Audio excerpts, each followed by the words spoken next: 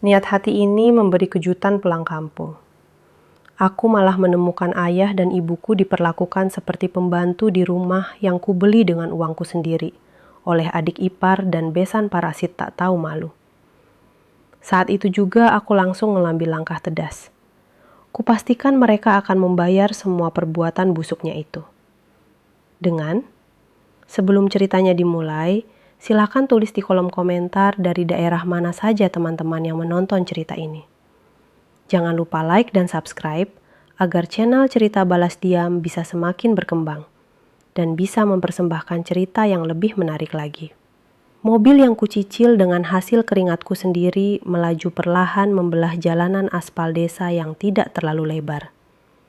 Udara desa yang biasanya segar kini terasa sesak di dadaku. Entah karena firasat buruk atau hanya kelelahan setelah menempuh perjalanan 5 jam dari kota. Namaku Kinara. 2 tahun lalu, aku memutuskan untuk menggunakan hampir seluruh tabunganku untuk membeli sebuah rumah joglo yang cukup besar, dengan halaman luas di kampung halamanku ini. Tidak hanya rumah, aku juga membeli beberapa petak sawah yang subur di belakang rumah tersebut. Tujuannya sangat sederhana dan mulia, yaitu agar Bapak Husin dan Ibu Salma, kedua orang tuaku, bisa menikmati masa tua mereka dengan tenang. Aku ingin mereka menghabiskan sisa umur mereka dengan berkebun ringan, memandang padi yang menguning, dan duduk santai di teras rumah tanpa memikirkan beban ekonomi. Selama ini, setiap kali aku menelpon, mereka selalu bilang bahwa mereka bahagia, sehat, dan makan enak. Namun, rasa rindu yang membuncah membuatku memutuskan untuk pulang hari ini, tanpa memberi kabar. Aku ingin memberi kejutan, membawakan oleh-oleh kesukaan mereka, dan memeluk tubuh renta yang sudah lama tidak kujumpai. Semakin dekat jarak mobilku dengan rumah, jantungku berdetak semakin kencang. Bayangan senyum bapak dan pelukan hangat ibu menari-nari di pelupuk mata. Namun, ketika roda mobilku berhenti tepat di seberang jalan depan pagar rumah, senyum di wajahku perlahan memudar, berganti dengan kerutan di dahi. Rumah itu tampak berbeda. Bukan karena catnya yang pudar, justru rumah itu terlihat terlalu ramai dengan hiasan-hiasan norak yang tidak sesuai dengan selera ibu yang sederhana. Ada pot-pot bunga mahal berjejer, tapi bukan jenis tanaman obat yang biasa ibu tanam. Suasananya tidak hening dan damai seperti yang kubayangkan. Dari dalam mobil yang kacanya gelap, aku mematikan mesin agar kedatanganku tidak terdengar. Aku ingin mengamati sebentar sebelum turun memberikan kejutan. Mataku tertuju pada sosok pria tua kurus yang sedang menyapu halaman luas itu di bawah terik matahari yang menyengat. Punggungnya membungkuk dalam, gerakannya lambat, dan terlihat sangat lelah. Itu Bapak. Dadaku nyeri melihat Bapak yang seharusnya duduk santai menikmati teh, malah bekerja seperti tukang kebun. Belum sempat rasa kagetku hilang, suara teriakan melengking terdengar dari arah teras. Di sana, duduk seorang wanita parubaya bertubuh subur, dengan kipas di tangan dan toples camilan di pangkuan. Itu Ibu Yola, besan orang tuaku, ibu dari Mona, istri adikku. Ibu Yola berteriak lantang, memarahi Bapak karena debu sapuannya terbang ke arah teras. Kata-kata kasar meluncur tanpa rem dari mulutnya, menyebut Bapak tua bangka yang tidak becus bekerja. Aku mencengkeram setir mobil dengan kuat, hingga buku-buku jariku memutih.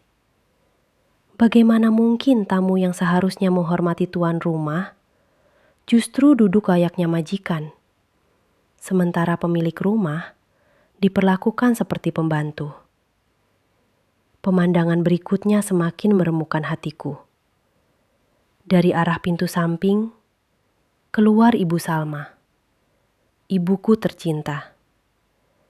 Dia membawa baskom besar berisi tumpukan pakaian basah yang terlihat sangat berat. Langkah ibu tertatih-tatih. Napasnya terlihat tersengal. Aku tahu betul ibu punya riwayat sakit pinggang. Tapi kenapa dia harus mengangkat beban seberat itu? Bukankah aku sudah membelikan mesin cuci otomatis kapasitas besar agar ibu tidak perlu lagi mencuci dengan tangan? Pertanyaan itu terjawab ketika aku melihat Mona, adik iparku, keluar sambil memegang ponsel, lalu dengan seenaknya menunjuk-nunjuk arah jemuran. Memerintah ibu untuk segera menjemur pakaian miliknya karena dia mau pergi arisan. Mona tidak membantu mengangkat baskom itu sedikit pun. Dia bahkan terlihat jijik jika bajunya tidak dicuci dengan benar. Air mataku menetes tanpa bisa kutahan. Ini bukan masa tua bahagia yang kujanjikan pada bapak dan ibu. Ini adalah perbudakan. Selama ini mereka membohongiku di telepon. Mereka menutupi penderitaan ini agar aku tidak khawatir dan agar aku bisa fokus bekerja di kota. Rasa bersalah menghantamku dengan keras. Aku merasa bodoh karena percaya begitu saja pada laporan palsu dan jarang pulang karena alasan sibuk. Di depan mataku sendiri, aku melihat Bapak Husin mencoba mengambilkan air minum untuk Ibu Yola yang berteriak haus. Namun tangan Bapak yang gemetar membuat air itu sedikit tumpah ke lantai teras. Ibu Yola langsung berdiri, menepis gelas itu hingga jatuh pecah berkeping-keping. Lalu menunjuk wajah Bapak dengan telunjuknya yang penuh cincin emas. Aku mengenali cincin itu. Itu adalah uang kirimanku bulan lalu yang kukirim khusus untuk biaya berobat Bapak. Ternyata uang itu melingkar di jari wanita jahat itu. Amarahku memuncak hingga ke ubun-ubun. Aku ingin sekali keluar dari mobil, mendobrak pagar, dan menampar wajah-wajah tak tahu diri itu. Namun, logika dan pengalamanku sebagai wanita yang bertahun-tahun hidup keras di kota menahan langkahku. Jika aku mengamuk sekarang tanpa persiapan, mereka pasti akan menyangkal, memutarbalikan fakta, atau membuat drama di depan tetangga seolah akulah anak durhaka yang tidak sopan pada mertua adikku. Aku butuh bukti lebih banyak. Aku butuh melihat seberapa busuk akar masalah di dalam rumah itu. Aku menghapus air mataku dengan kasar, membenarkan letak hijabku, dan menarik napas panjang. Aku akan masuk ke sana, tapi bukan sebagai anak yang meledak-ledak. Aku akan masuk sebagai pengamat yang tajam, merekam setiap dosa mereka sebelum menjatuhkan hukuman yang setimpal. Aku menyalakan mesin mobil kembali, lalu menjalankannya perlahan memasuki pekarangan rumah. Klakson kubunyikan sekali. Seketika, aktivitas di teras terhenti. Ibu Yola dan Mona menoleh dengan wajah kaget. Bapak dan ibu pun menoleh. Dan aku bisa melihat binar ketakutan di mata mereka. Seolah khawatir kedatanganku akan memicu masalah baru bagi mereka. Hatiku semakin perih menyadari bahwa kehadiran anak kandung mereka sendiri justru membuat mereka cemas. Aku mematikan mesin, membuka pintu mobil, dan melangkah turun dengan wajah datar. Menyembunyikan badai amarah yang siap meluluh lantakan kesombongan para parasit di hadapanku. Langkah kakiku tegas, menyusuri jalan setapak menuju teras rumah. Keheningan menyergap seketika. Ibu Yola yang tadinya bertolak pinggang, kini buru-buru mengubah ekspresi wajahnya menjadi senyum yang dipaksakan dan terlihat sangat palsu. Mona, yang tadi sibuk dengan ponselnya, langsung menyimpannya ke saku dan berpura-pura sibuk merapikan pot bunga. Seolah-olah dia adalah menantu yang rajin. Bapak Husin dan Ibu Salma berdiri mematung di sudut halaman. Tangan mereka saling meremas. Tatapan mereka sendu menatapku. Ingin rasanya aku berlari memeluk mereka, menangis di kaki mereka, dan meminta maaf karena terlambat pulang. Tapi aku tahu, jika aku menunjukkan kelemahan sekarang, Ibu Yola dan Mona akan semakin besar kepala. Aku harus kuat. Aku harus menjadi perisai bagi orang tuaku. Wah, Nak Kinara pulang. Kau tidak bilang-bilang. Kalau bilang, kan ibu bisa masakan makanan enak. Seru Ibu Yola dengan suara dibuat-buat semanis mungkin. Mencoba memelukku. Aroma parfum yang menyengat menusuk hidungku. Kontras sekali dengan bau keringat bapak yang tadi sempat tercium angin. Aku mengelak halus pelukannya. Berpura-pura membenarkan tas cincinku. Tatapanku lurus menajam ke arahnya. Kalimat pertamanya saja sudah penuh kebohongan.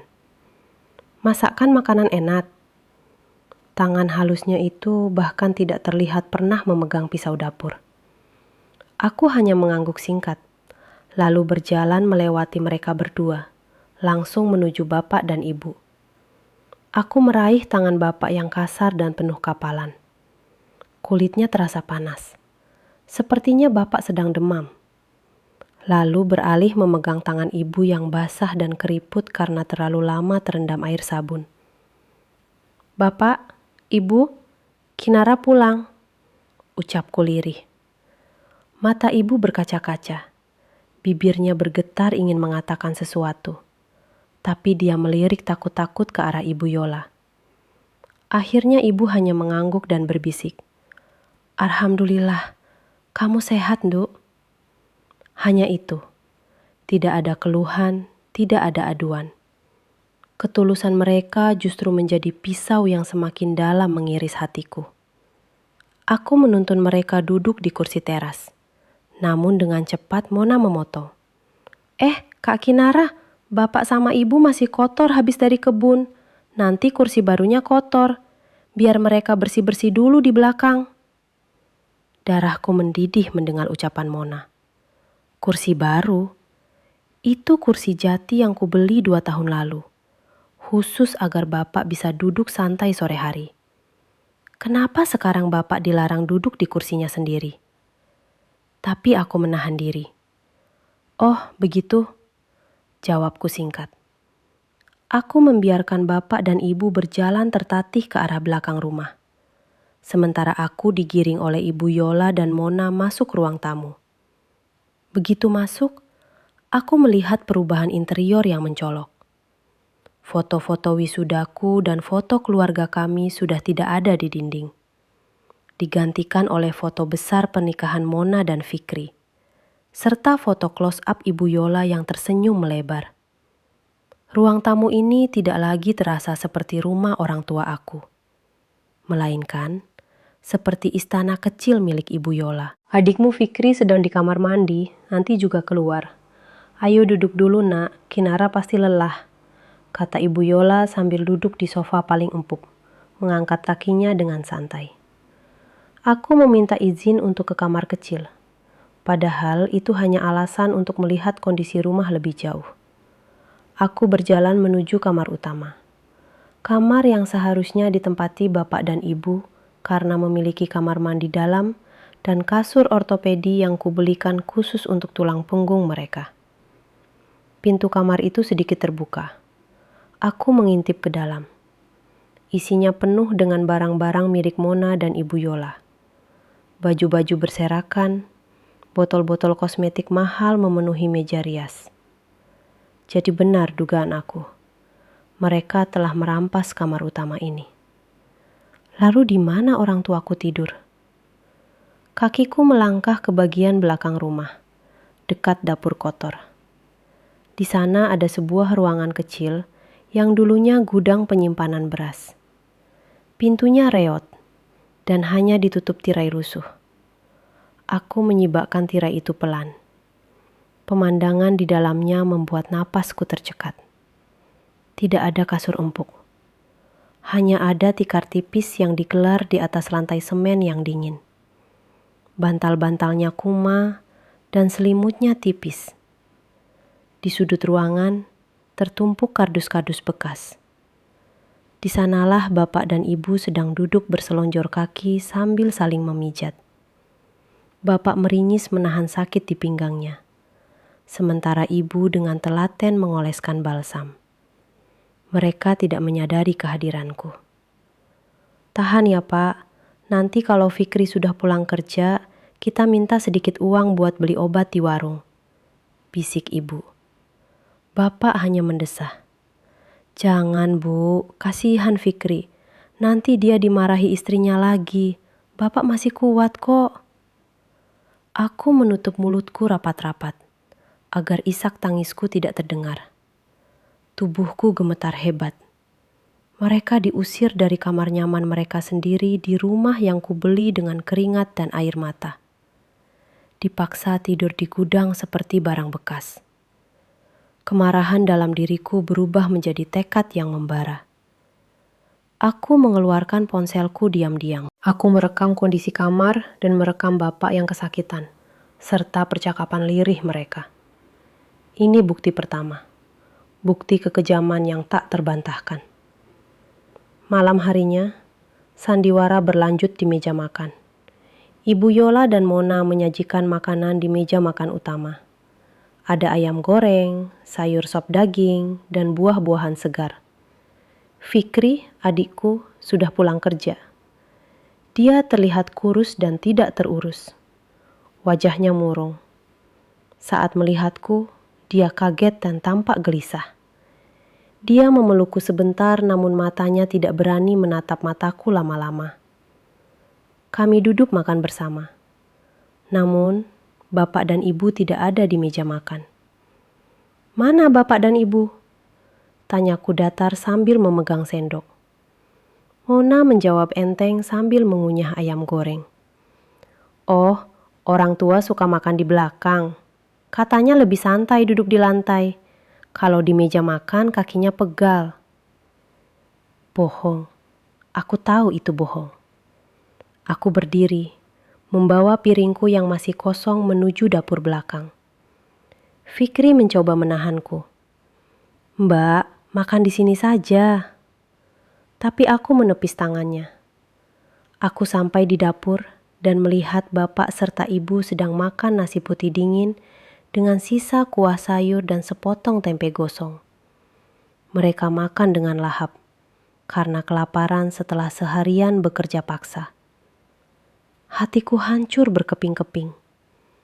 Aku kembali ke ruang makan, menatap tajam satu persatu wajah di sana. Ibu Yola yang serakah, Mona yang licik, dan Fikri yang pengecut. Mereka semua menikmati makanan enak di atas penderitaan orang yang melahirkan dan membesarkan mereka. "Kenapa Mbak Kinara melihat kami seperti itu?" tanya Mona dengan nada tidak suka, merasa terganggu dengan tatapanku. Aku tersenyum tipis, senyum yang sangat dingin. "Tidak apa-apa, aku hanya sedang berpikir betapa lezatnya makanan yang dibeli dari hasil keringat orang lain. Nikmatilah selagi bisa, karena kita tidak pernah tahu kapan kenikmatan itu akan dicabut paksa." Suasana meja makan mendadak hening dan tegang. Ibu Yola meletakkan sendoknya dengan kasar. Fikri menunduk semakin dalam. Aku duduk kembali, tapi bukan untuk makan. Aku mulai menyusun rencana di kepalaku. Malam ini, aku akan membiarkan mereka kenyang. Tapi besok, aku akan mulai menagih semua hutang perbuatan mereka. Aku tidak akan membiarkan satu detik pun berlalu tanpa perhitungan. Rumah ini akan menjadi saksi bagaimana seorang anak perempuan menuntut balas demi kehormatan orang tuanya. Matahari pagi baru saja mengintip malu-malu dari balik bukit. Namun, keriuhan di rumah itu sudah dimulai sejak subuh buta. Aku sengaja bangun lebih awal dari ayam berkokok. Namun, tetap saja aku kalah cepat dengan rutinitas paksa yang dijalani kedua orang tuaku. Dari balik jendela kamar tamu yang gordennya sedikit tersingkap, Aku melihat Bapak Husin sudah memanggul cangkul di bahu kanannya yang tampak keringkih. Di sebelahnya, Ibu Salma membawa rantang berisi air minum dan bekal seadanya. Tidak ada semangat menyala seperti petani yang bangga akan lahannya, melainkan seperti tawanan perang yang digiring menuju kem kerja paksa. Hatiku teriris melihat pemandangan itu. Seharusnya, di usia senja mereka, bapak dan ibu hanya perlu berjalan-jalan santai di pematang sawah untuk menghirup udara segar. Sekedar mengawasi para pekerja, lalu pulang untuk menikmati teh hangat. Bukan turun langsung ke lumpur yang dingin dan membebani tulang tua mereka dengan pekerjaan fisik yang berat. Aku menunggu beberapa saat hingga mereka menghilang di tikungan jalan desa. Lalu aku bergegas mandi dan bersiap. Aku mengenakan pakaian yang kasual dan nyaman, lengkap dengan hijab sederhana. Lalu menyelinap keluar rumah tanpa membangunkan penghuni lainnya yang masih terlelap dalam mimpi indah mereka di kamar ber-AC. Aku membuntuti jejak orang tuaku menuju area persawahan, yang letaknya tidak terlalu jauh di belakang rumah. Hamparan padi yang menguning seluas 2 hektar itu terbentang indah di depan mata. Itu adalah aset yang kubeli dengan uang bonus tahunan tabungan kerjaku selama bertahun-tahun di kota. Khusus agar bapak punya kegiatan yang menyenangkan, bukan menyiksa. Aku bersembunyi di balik sebuah gubuk penyimpanan pupuk yang agak jauh, namun cukup strategis untuk memantau segala aktivitas di sana. Mataku memanah saat melihat bapak mulai turun ke sawah, membungkuk memotong padi bersama beberapa buruh tani lain. Bedanya, buruh tani lain bekerja dengan cekatan dan kuat. Sementara bapak seringkali berhenti memegangi pinggangnya yang mungkin terasa seperti patah. Bukan untuk istirahat, tapi sibuk memisahkan gabah yang tercecer. Tangannya yang keriput terus bergerak tanpa henti di bawah sinar matahari yang mulai terik. Tidak ada senyum di wajah mereka, hanya peluh dan kepasrahan. Sekitar pukul 10 pagi, sebuah truk pengangkut gabah datang memasuki jalan desa di pinggir sawah. Bersamaan dengan itu, sebuah motor metik yang kutahu milik adikku, Fikri, melaju kencang dan berhenti di dekat truk. Tapi yang turun bukanlah Fikri, melainkan Mona. Adik iparku itu turun dengan gaya bak selebriti besar di sawah. Dia memakai kacamata hitam besar, payung renda untuk melindungi kulitnya dari matahari, dan masker wajah. Dia sama sekali tidak menoleh ke arah bapak dan ibu yang masih bermandi keringat di tengah sawah. Mona langsung menghampiri pengepul padi. Seorang pria bertubuh kekar yang membawa tas selempang kulit. Aku menajamkan pendengaranku dan diam-diam merekam suara di ponselku. Lalu sedikit mendekat dengan mengendap-endap di balik rumpun pisang. Percakapan yang kudengar sungguh membuat darahku mendidih. Pengepul itu menyerahkan beberapa gepok uang pecahan besar kepada Mona. Itu adalah uang hasil panen raya. Jumlahnya puluhan juta rupiah. Mona menerima uang itu dengan mata berbinar-binar. Jari jemarinya dengan cepat menghitung lembaran uang tersebut. Bagus, hasilnya lumayan banyak musim ini. Ingat ya, jangan bilang-bilang sama mertuaku berapa total aslinya. Ancam Mona pada pengepul itu sambil tertawa kecil. Pengepul itu hanya mengangguk patuh lalu pergi setelah urusannya selesai. Saat Mona hendak memasukkan uang itu ke dalam tas tangannya, Bapak Husin naik ke pematang dengan napas tersengal-sengal. Kakinya penuh lumpur. Beliau mendekati Mona dengan sikap memohon yang sangat menyedihkan. "Nak Mona," panggil bapak dengan suara parau. "Bapak boleh minta sedikit uangnya. Cuma 200.000 saja. Obat nyeri sendi bapak sudah habis. Semalam bapak tidak bisa tidur karena kaki ditusuk-tusuk jarum." Mona menatap bapak dengan tatapan jijik. Seolah-olah bapak adalah pengemis yang meminta sedekah. Bukan pemilik sah dari sawah yang baru saja menghasilkan uang di tangannya itu. Dia mendengus kasar. lalu menutup tasnya rapat-rapat. Ya ampun, bapak ini manja sekali. Dikit-dikit minta obat, dikit-dikit sakit. Itu karena bapak kurang gerak. Makanya kerja yang rajin biar ototnya tidak kaku. Uang ini sudah ada pos-posnya, Pak. Aku harus bayar arisan, beli krim perawatan wajahku yang sudah habis, dan beli tas baru buat kondangan minggu depan. Malu dong kalau menantu Pak Husin tampil gembel. Tahan saja sakitnya, nanti juga hilang sendiri kalau dipakai jalan. Jawaban itu begitu kejam, meluncur mulus tanpa rasa bersalah sedikit pun. Bapak hanya tertunduk lesu, tidak berani membantah. Ibu Salma yang mendengar itu dari kejauhan segera berlari kecil menghampiri, lalu menarik lengan bapak pelan. Sudah Pak, tidak apa-apa. Nanti ibu pijat lagi pakai minyak kelapa. Iya, jangan minta-minta sama Mona. Kasihan dia banyak kebutuhan. Hibur ibu dengan suara bergetar. Kalimat ibu itu justru semakin menampar batinku. Betapa orang tuaku sudah terbiasa mengalah dan didoktrin bahwa kebutuhan gaya hidup menantunya lebih penting daripada kesehatan mereka sendiri. Mona kemudian menaiki motornya dan melesat pergi meninggalkan debu yang mengepul ke arah wajah bapak dan ibu. Aku berdiri kaku di balik persembunyianku. Air mata kemarahan mengalir di pipiku. Tangan kananku meremas batang pohon pisang hingga kulitnya terkelupas. Cukup. Bukti ini sudah lebih dari cukup untuk menyeret wanita serakah itu ke neraka dunia yang pantas untuknya. Aku menunggu sampai bapak dan ibu kembali bekerja.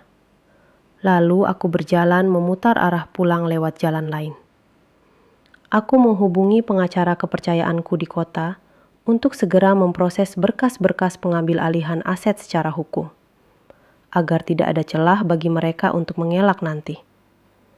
Sesampainya di rumah, aku melihat Mona sedang sibuk di ruang tengah, memotret kepokan uang tadi dan mengunggahnya ke media sosial dengan keterangan foto yang menjijikan. Alhamdulillah, hasil kerja keras suami dan doa istri solehah. Panen melimpah, rezeki istri manja. Aku merasa mual membacanya. Kerja keras suami. Fikri bahkan hanya pegawai honorer biasa di kelurahan. Dan sawah itu dikerjakan oleh tulang punggung renta bapakku. Kebohongan demi kebohongan terus mereka tumpuk. Aku masuk ke kamarku, menyimpan semua rekaman itu ke dalam laptop, dan membuat beberapa salinan cadangan. Aku harus bersabar sedikit lagi. Besok adalah hari pembalasan yang sesungguhnya. Aku akan membiarkan mereka terbang tinggi dengan kesombongan mereka hari ini. Agar saat kujatuhkan besok, rasa sakitnya akan menghancurkan tulang-tulang kesombongan mereka hingga menjadi debu. Suasana rumah pagi ini berubah drastis menjadi sangat meriah. Jauh lebih ramai daripada pasar malam. Ibu Yola rupanya mengadakan acara arisan besar-besaran, sekaligus syukuran yang diklaim sebagai perayaan kesuksesan anak dan menantunya. Sejak pagi buta, mobil catering sudah datang menurunkan berbagai macam wadah makanan prasmanan yang terlihat mewah. Aroma gulai kambing dan sate ayam menyerbak ke seluruh penjuru rumah, menggugah selera siapa saja yang menciumnya. Halaman depan yang luas sudah dipasangi tenda dekoratif dengan kursi-kursi berbungkus kain satin yang elegan. Ibu Yola dan Mona sibuk mondar-mandir mengatur para pekerja dekorasi. Mereka berdua sudah berdandan maksimal sejak pagi. Ibu Yola mengenakan kebaya modern penuh payet yang berkilauan ditimpa sinar matahari, lengkap dengan sanggul tinggi yang membuatnya terlihat angkuh. Leher, telinga, dan pergelangan tangannya dipenuhi perhiasan emas yang tebal dan mencolok, yang aku yakin 100% dibeli dari uang hasil perasan keringat bapakku. Sementara Mona mengenakan gamis pesta berbahan sutra yang terlihat sangat mahal. Wajahnya dipoles make up tebal yang menyembunyikan wajah aslinya yang judes. Aku hanya diam mengamati semua persiapan itu dari jendela kamar. Hatiku semakin perih ketika melihat Bapak Husin dan Ibu Salma. Mereka tidak didandani, tidak diberi baju bagus, apalagi dipersilakan duduk santai menyambut tamu. Sebaliknya, mereka berdua memakai pakaian harian yang sudah lusuh dan agak pudar warnanya. Ibu Yola dengan seenaknya menyuruh Bapak untuk mengangkat kerat-kerat botol minuman sirup yang berat ke arah prasmanan. Bapak yang kakinya masih sakit karena kejadian di sawah kemarin, terlihat berjalan pincang sambil menahan nyeri. Sementara Ibu Salma disuruh mengelap piring-piring catering dan menyusun sendok garpu di meja. Persis seperti tugas pelayan catering. Yang bersih ya Bu mencucinya, jangan sampai ada debu, nanti tamuku jijik, seru Ibu Yola sambil mengipas-ngipas wajahnya. Sama sekali tidak peduli bahwa wanita tua yang dia perintah itu adalah pemilik sah rumah yang sedang dia pakai untuk pamer. Menjelang siang, para tamu undangan mulai berdatangan. Mereka adalah ibu-ibu sosialita kampung, tetangga-tetangga, dan beberapa kenalan Ibu Yola dari desa sebelah. Mobil-mobil dan motor memenuhi pekarangan. Suara gelak tawa dan obrolan basa-basi mulai memenuhi udara. Ibu Yola berdiri di depan pintu menyambut tamu layaknya nyonya besar pemilik istana. Silakan masuk ibu-ibu, cicipi hidangannya. Ini catering terbaik loh, dipesan khusus sama Mona, ucapnya dengan nada sombong yang dibuat-buat. Para tamu memuji kemewahan pesta itu, memuji betapa suksesnya Mona dan Fikri. Aku mendengar salah satu tetangga bertanya, "Loh, Bu Yola, Pak Husin sama Bu Salma mana? Kok tidak kelihatan menyambut tamu?" Dengan enteng dan tanpa rasa berdosa, Ibu Yola menjawab, "Oh, biasalah Bu. Orang tua kan suka tidak betah kalau ramai-ramai. Mereka lebih suka di belakang, bersih-bersih. Katanya sih hobi, tidak bisa diam tangannya. Padahal sudah saya larang. Tapi yang namanya orang tua kampung susah diatur." Jawaban itu disambut anggukan maklum para tamu yang tidak tahu fakta sebenarnya. Hatiku mendidih mendengar fitnah itu. Hobi bersih-bersih? Siapa manusia di dunia ini yang hobi menjadi pembantu di rumahnya sendiri di saat usianya sudah senja? Aku menatap pantulan diriku di cermin. Aku sudah mengenakan pakaian terbaikku. Sebuah setelan blazer dan celana bahan yang elegan, dipadu dengan hijab simpel namun berkelas. Wajahku kupoles make up tipis yang tegas. Hari ini aku tidak akan tampil sebagai anak desa yang lugu. Aku akan tampil sebagai Kinara, wanita karir yang sukses, pemilik tunggal segala kemewahan yang sedang dinikmati para parasit di luar sana. Aku menarik napas panjang, mengumpulkan seluruh kekuatan dan keberanian. Saatnya pertunjukan dimulai. Aku membuka pintu kamar dan melangkah keluar menuju ruang tamu yang sudah penuh sesak. Suara langkah sepatuku yang beradu dengan lantai keramik terdengar tegas dan berirama, membelah kebisingan pesta. Kehadiranku yang tiba-tiba dengan penampilan yang sangat kontras dengan bapak dan ibu, membuat beberapa tamu menoleh. Aku berjalan tegak, dagu terangkat. Tatapanku lurus tajam menyapu ruangan, mencari sosok Ibu Yola dan Mona. Di sudut ruangan dekat meja prasmanan, aku melihat pemandangan yang membuat amarahku meledak. Namun ku tahan dalam senyuman dingin. Bapak Husin sedang menuangkan sirup ke gelas salah satu tamu. Tangannya gemetar hingga sedikit tumpah. Tamu itu terlihat kesal dan Ibu Yola langsung menyambar gelas itu dari tangan Bapak. Lalu membentak pelan tapi terdengar jelas. "Duh, kalau sudah tua jangan bikin malu dong. Sana ke belakang cuci gelas." Bapak menunduk takut. Itu adalah batas kesabaranku. "Tuh!" Suaraku menggema. Cukup keras hingga memotong percakapan di ruangan itu. Seketika suasana menjadi hening. Semua mata tertuju padaku. Ibu Yola dan Mona menoleh dengan wajah kaget bercampur panik. Fikri yang sedang mengobrol dengan temannya tampak pucat pasi melihatku keluar dari kamar. Aku melangkah pelan mendekati meja prasmanan. Berdiri tepat di samping bapakku yang gemetar. Kurangkul bahu bapak yang ringkih itu erat-erat, menyalurkan kekuatan. Lalu aku menatap Ibu Yola tepat di manik matanya. "Kenapa ayahku harus mencuci gelas di depan tamu, Bu Yola?" Tanyaku dengan nada rendah namun menusuk. "Bukankah seharusnya pemilik rumah duduk di kursi paling depan dan dihormati? Kenapa justru ayahku diperlakukan seperti pelayan?" Ibu Yola tertawa sumbang, mencoba mencairkan suasana yang tiba-tiba mencekam. Keringat dingin mulai muncul di pelipisnya yang tertutup bedak tebal. "Ah, Nak Kinara, bisa saja bercandanya. Ini kan bapakmu sendiri yang mau bantu-bantu. Lagian ini acara syukuran rumah anakku.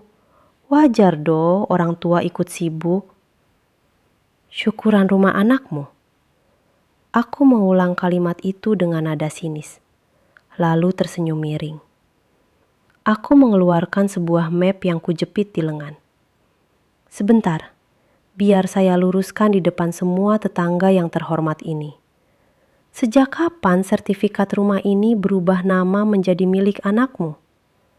Karena setahu saya, dan sesuai hukum negara ini, rumah tempat kalian berpesta, sawah tempat kalian merampas hasil panen, dan tanah yang kalian injak ini, semuanya dibeli atas nama saya, Kinara. Bukan Mona, bukan Fikri, dan jelas bukan Ibu Yola." Suara bisik-bisik mulai terdengar berdengung seperti lebah. Wajah Mona berubah pucat. Lipstik merahnya terlihat kontras dengan kulitnya yang kehilangan darah. Dia mencoba maju. "Kak Kinara, jangan bikin malu keluarga di depan orang," teriaknya histeris. Tapi aku tidak mundur selangkah pun. Yang membuat malu bukan aku, Mona, tapi kalian. Kalian yang berpesta pora dengan uang curian dari orang tua yang kalian jadikan budak. Silahkan nikmati hidangan terakhir kalian di rumah ini. Karena pesta ini adalah pesta perpisahan untuk kalian. Kalimatku menggantung di udara, menjadi vonis yang mematikan bagi harga diri mereka di hadapan seluruh warga kampung. Ketegangan memuncak, dan aku tahu perang terbuka baru saja dimulai. Keheningan yang mencekam menyelimuti ruang tamu yang sebelumnya penuh dengan gelak tawa dan denting sendok garpu. Ucapan terakhirku barusan, yang menegaskan kepemilikan sah atas rumah dan tanah ini, bagaikan petir yang menyambar di siang bolong bagi Ibu Yola dan Mona. Wajah-wajah tamu undangan yang kagum kini berubah menjadi bingung. Pandangan mereka beralih cepat dari aku yang berdiri tegap penuh wibawa ke arah Ibu Yola yang wajahnya kini memerah padam, menahan malu dan marah. Lalu ke arah Bapak Husin yang menunduk gemetar di sampingku. Udara terasa berat, seolah oksigen di ruangan itu tersedot habis oleh ketegangan yang memuncak. Ibu Yola yang terbiasa memegang kendali dan memutarbalikkan fakta, mencoba tertawa. Sebuah tawa sumbang yang terdengar sangat dipaksakan dan garing, berusaha mencairkan suasana yang sudah terlanjur membeku. Dia mengibas-ngibaskan kipas tangannya dengan gerakan cepat dan gugup. Keringat dingin mulai membasahi dahinya yang tertutup bedak tebal. Ibu Yola melangkah maju, berusaha merangkul bahuku seolah kami adalah keluarga yang sangat akrab dan harmonis. Namun aku dengan tegas menggeser tubuhku, membiarkan tangannya menggapai udara kosong. Penolakan terbukaku membuat senyum palsunya berkedut. Dia berdeham keras, lalu berbicara dengan suara lantang yang ditujukan kepada tamu, bukan padaku.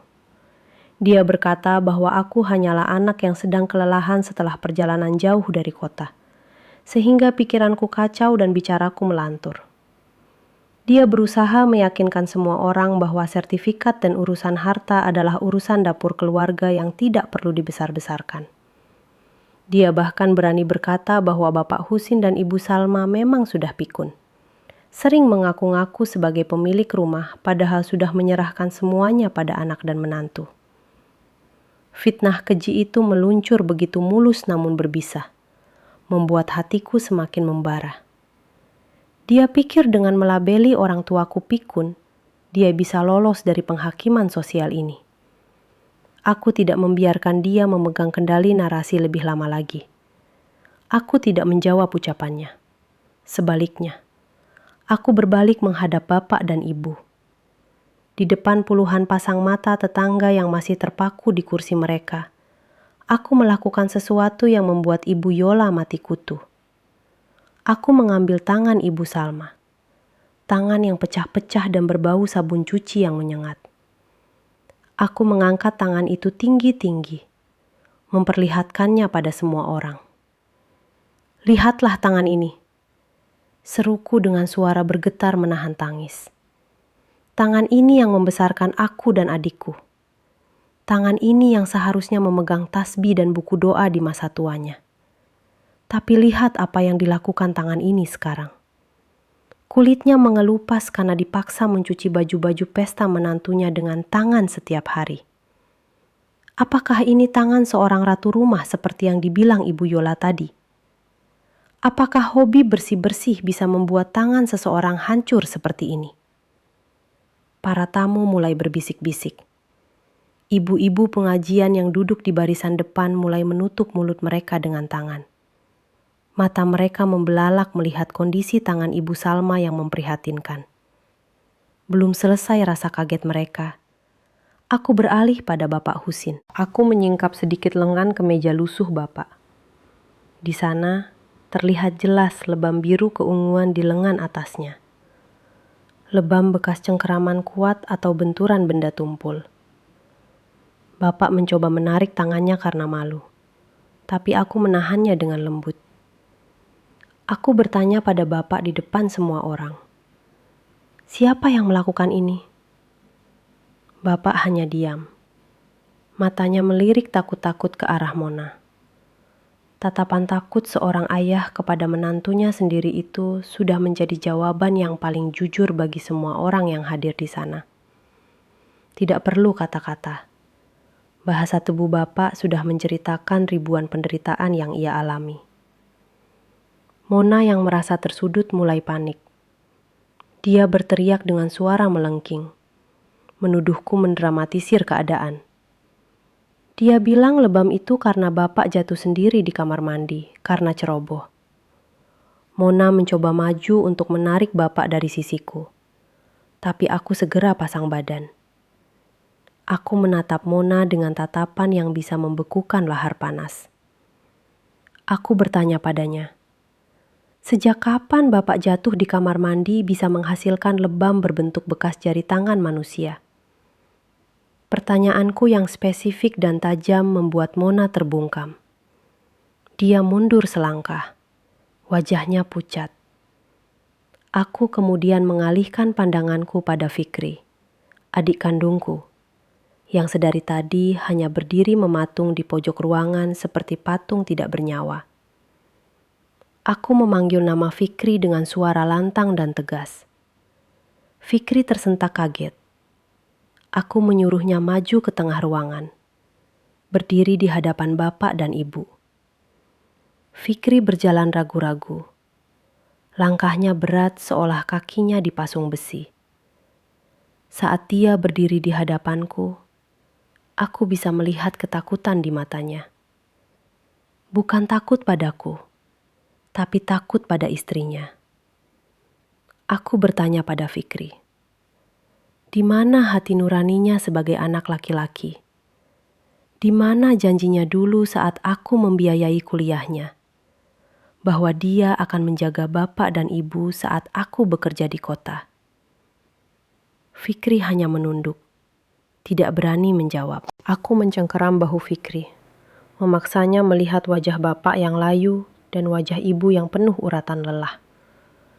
Aku bertanya, apakah dia kenyang memakan daging enak, sementara bapak dan ibunya makan sisa sedih di dapur belakang. Pertanyaanku menohok ulu hatinya. Fikri mulai menangis sesenggukan. Bahunya berguncang. Tapi dia tetap tidak berani membela diri. Tangisannya adalah tangisan pengecut yang tahu dirinya salah, tapi tidak punya nyali untuk memperbaikinya.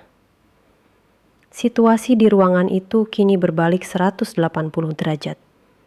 Jika di awal pesta para tamu memandang Ibu Yola dan Mona dengan tatapan kagum dan hormat, kini tatapan itu berubah menjadi tatapan jijik, curiga, dan marah. Bisik-bisik tetangga semakin keras terdengar. Ada yang mulai berkata bahwa pantas saja Bapak Husin terlihat kurus kering akhir-akhir ini. Ada yang menyahut bahwa mereka sering mendengar bentakan-bentakan dari rumah ini, tapi tidak berani ikut campur. Kini, semua tabir kepalsuan itu tersingkap. Ibu Yola yang menyadari posisinya terancam, memutuskan untuk memainkan kartu terakhirnya. Dia tiba-tiba menjatuhkan diri ke lantai, berpura-pura pingsan dengan sangat dramatis. Dia berharap dengan begitu, perhatian orang akan teralihkan, dan aku akan berhenti menyecarnya. Mona langsung berteriak histeris. Ibu pingsan! Kaki Nara, lihat apa yang kakak lakukan. Kakak mau membunuh ibu mertuaku ya? Teriakannya menggema, mencoba memposisikan diri sebagai korban kejamnya kakak ipar. Namun, aku tidak bergeming. Aku tahu persis akting murahan itu. Aku berkata dengan tenang pada salah seorang yang kebetulan mantri kesehatan desa. Paman mantri, tolong periksa. Kalau memang pingsan benaran, kita panggil ambulans. Tapi kalau pura-pura, saya punya ember berisi air kolam ikan di depan. Mungkin siraman air keruh bisa menyadarkannya.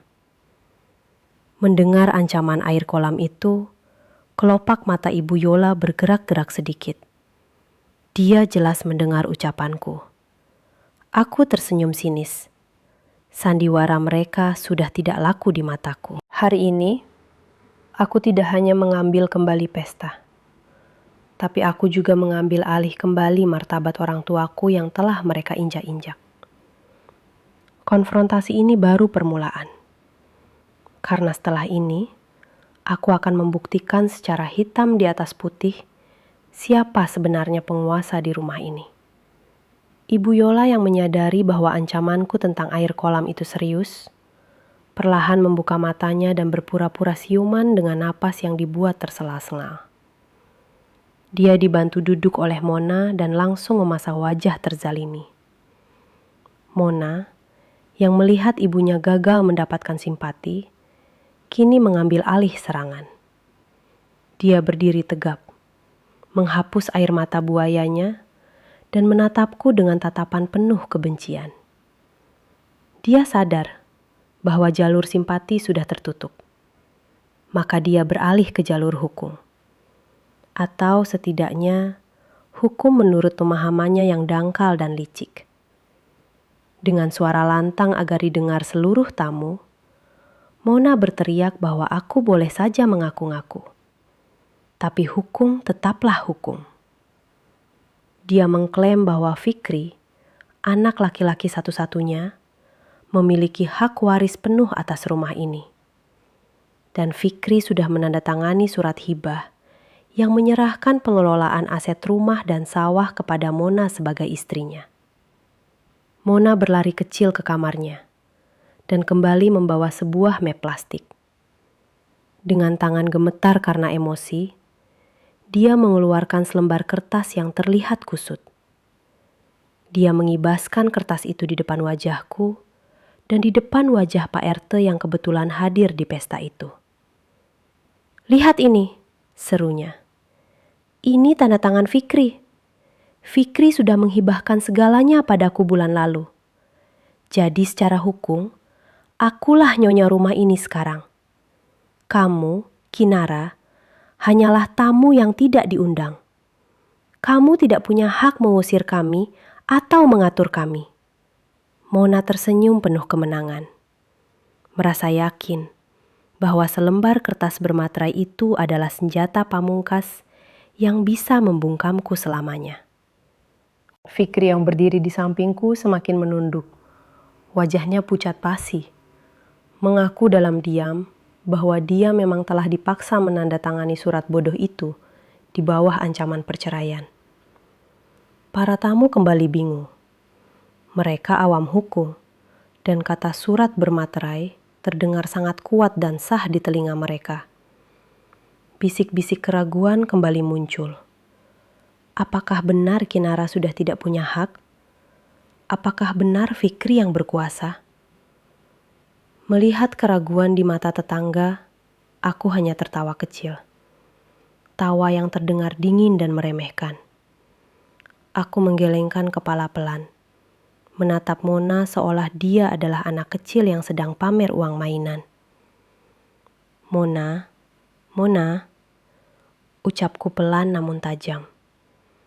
Kamu ini terlalu nafsu menguasai harta, sampai lupa belajar hukum dasar. Atau mungkin kamu memang tidak tahu fakta sebenarnya, karena terlalu sibuk belanja. Aku membuka tas kerjaku yang elegan. Dari dalamnya, aku mengeluarkan sebuah map tebal berbahan kulit. Aku membukanya perlahan, memperlihatkan sebuah dokumen resmi dengan lambang Garuda emas yang berkilau.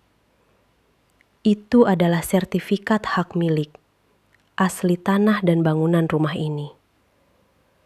Aku menyerahkan sertifikat itu kepada Pak RT, agar beliau bisa membacanya dan memverifikasinya di depan semua orang.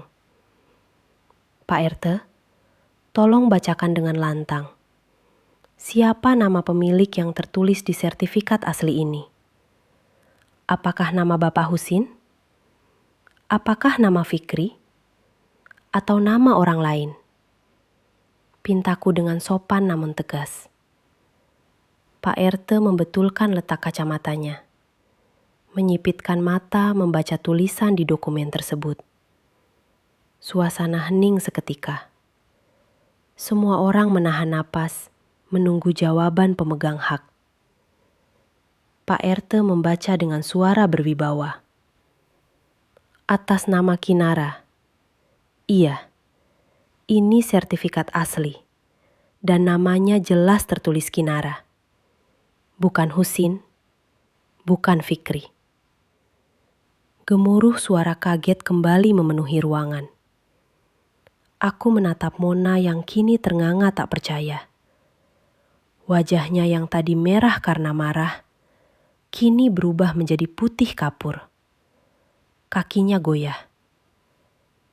Bagaimana mungkin? Desisnya. Fikri bilang, Fikri tidak punya hak apa-apa untuk menghibahkan rumah ini padamu, Mona. Potongku cepat. Karena rumah ini sejak awal kubeli langsung atas namaku, bukan atas nama Bapak. Aku sengaja melakukannya untuk melindungi orang tuaku dari parasit-parasit serakah yang mungkin akan memanfaatkan keluguan mereka di masa depan. Dan ternyata firasatku benar. Surat hibah yang kamu banggakan itu hanyalah sampah. Fikri tidak bisa memberikan apa yang bukan miliknya. Tanda tangannya di atas materai itu tidak bernilai sepeser pun di mata hukum. Mona terhuyung ke belakang, menabrak meja prasmanan hingga beberapa sendok jatuh berdenting nyaring. Dunianya runtuh seketika. Klaim kepemilikannya hancur lebur. Tapi aku belum selesai. Masih ada satu paku terakhir untuk peti mati reputasi mereka. Dan untuk membuktikan bahwa kalian bukan hanya penipu, tapi juga manusia tak berhati.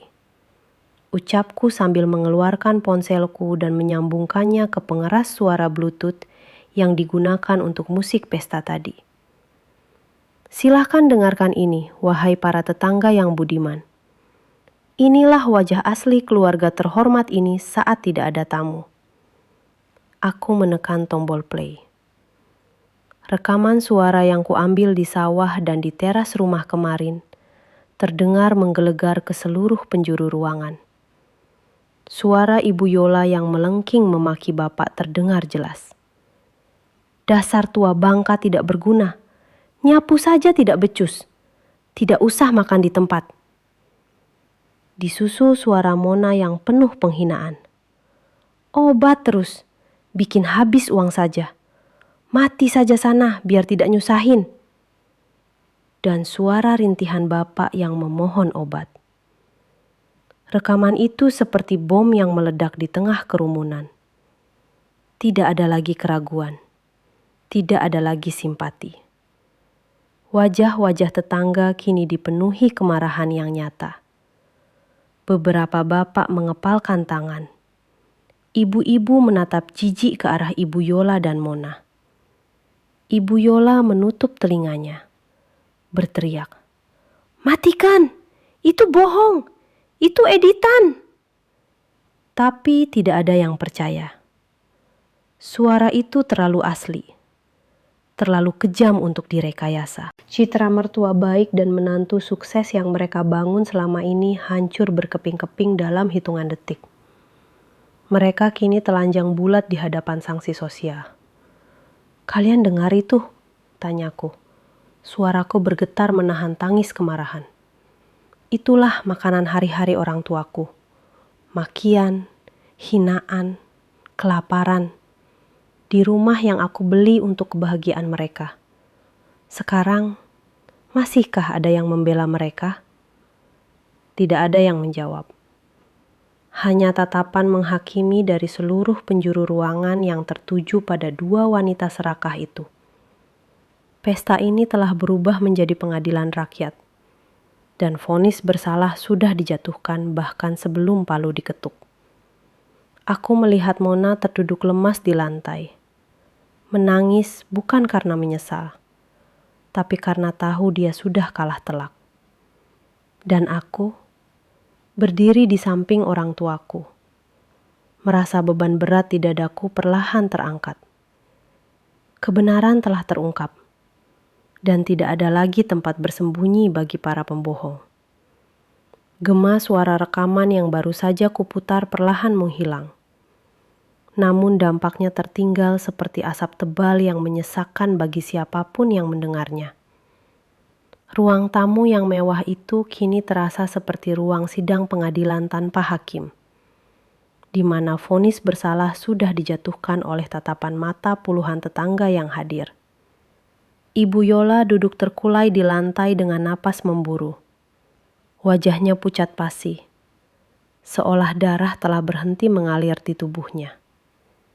Mona berdiri mematung dengan mulut setengah terbuka. Matanya bergerak liar mencari celah untuk kabur atau membela diri. Namun tidak ada satu sudut pun di ruangan itu yang menawarkan perlindungan. Fikri, adikku, masih menunduk dalam di samping meja prasmanan. Bahunya merosot menanggung beban rasa malu yang teramat sangat. Aku berdiri tegak di tengah ruangan, masih memegang ponsel yang menjadi senjata pemusnah kebohongan mereka. Namun, aku belum selesai. Mengusir mereka begitu saja rasanya terlalu mudah. Mengusir mereka hanya akan memindahkan parasit ke tempat lain, tanpa memberi pelajaran yang membekas. Aku ingin mencabut akar kesombongan mereka sampai ke serat-seratnya. Dan cara terbaik untuk menyakiti orang serakah adalah dengan menyerang harta yang paling mereka puja. Aku berjalan perlahan menuju meja kecil di sudut ruangan. Tempat tas kerjaku tergeletak. Suasana hening mencekam mengiringi setiap langkahku. Tidak ada tamu yang berani bersuara. Bahkan denting sendok garpu pun tak terdengar. Aku membuka tas, mengeluarkan sebuah buku catatan tebal berwarna hitam, sebuah kalkulator besar, dan sebuah pena. Aku kembali ke tengah ruangan, menarik sebuah kursi kosong, dan duduk dengan santai tepat di hadapan Ibu Yola dan Mona. Aku meletakkan kalkulator di atas lututku, lalu menatap mereka dengan sorot mata dingin yang menusuk. Kalian pikir setelah semua kekejaman ini terbongkar, aku akan sekedar menyuruh kalian pergi? Tidak semudah itu, ucapku datar. Suaraku tenang, tapi setiap suku katanya mengandung ancaman yang nyata. Dalam dunia bisnis, dan kalian tahu aku adalah pebisnis, tidak ada makan siang gratis. Segala sesuatu ada harganya. Dan hari ini, aku akan menagih harga yang harus kalian bayar atas setiap butir nasi yang kalian makan, setiap lembar uang yang kalian curi, dan setiap tetes air mata orang tuaku karena ulah kalian. Mona mendengus, mencoba mengumpulkan sisa keberaniannya yang sudah hancur. Apa maksudmu? Kamu mau minta uang sama kami? Dasar kakak ipar matre. Katanya orang kaya. Kok hitung-hitung sama saudara sendiri? Sergahnya dengan suara bergetar, mencoba membalikan keadaan agar terlihat seolah akulah yang pelit. Aku tertawa kecil, tawa yang kering tanpa emosi. Saudara? Sejak kapan kamu menganggapku saudara? Saat kamu memaki ayahku? Atau saat kamu menjadikan ibuku penggantu? Jangan melawak di situasi genting ini, Mona. Lucunya sudah habis. Aku mulai membuka buku catatanku. Halaman-halaman itu penuh dengan angka-angka yang sudah kususun rapi sejak semalam. Berdasarkan laporan keuangan yang kurangkum dari bukti-bukti transaksi bank yang mencurigakan dan estimasi kerugian aset. Mari kita berhitung, kataku sambil mulai menekan tombol kalkulator. Bunyi tik-tak tombol kalkulator terdengar nyaring di ruangan yang sunyi itu, seperti suara detak bom waktu. Pertama, sewa rumah. Kalian menempati kamar utama yang fasilitasnya setara hotel bintang 3 selama 2 tahun penuh. Kalian juga menggunakan seluruh fasilitas rumah ini. Listrik, air, internet, tanpa membayar sepeser pun. Sementara pemilik aslinya kalian usir ke gudang. Kalau dihitung dengan harga sewa rumah mewah di daerah ini, angkanya paling rendah 5 juta per bulan. 2 tahun berarti 24 bulan. 5 juta dikali 24, totalnya 120 juta rupiah. Wajah Ibu Yola menegang. Matanya melotot seakan mau keluar. 120 juta? Kamu gila. Ini rumah anakku. Kenapa kami harus bayar sewa? Teriaknya histeris. Aku tidak mempedulikan teriakan itu dan terus menekan tombol kalkulator. Kedua, hasil panen. Sawah 2 hektar di belakang rumah selalu panen raya 3 kali setahun. Keuntungan bersih setiap panen rata-rata 30 juta rupiah. Itu angka minimal. Selama 2 tahun berarti ada 6 kali panen. 30 juta dikali 6, totalnya 180 juta rupiah. Uang ini seharusnya masuk rekening Bapak untuk tabungan hari tua. Tapi malah masuk ke perhiasan yang menempel di lehermu itu, Ibu Yola. Mona mulai gemetar hebat. Keringat dingin bercucuran merusak riasan wajahnya. Angka-angka yang kusebutkan begitu besar dan nyata. Tetangga yang mendengar mulai berdecak kagum sekaligus geram. Mereka tidak menyangka jumlah uang yang ditilap oleh menantu dan besan durhaka ini mencapai ratusan juta. Ketiga, lanjutku tanpa ampun. Biaya ganti rugi fisik dan mental. Kalian memperlakukan orang tuaku sebagai pembantu tanpa gaji. Kalau gaji pembantu rumah tangga 2 juta per bulan, dikali 2 orang, dikali 24 bulan, itu 96 juta. Belum termasuk biaya pengobatan sakit pinggang Bapak yang kambuh karena disuruh mencangkul.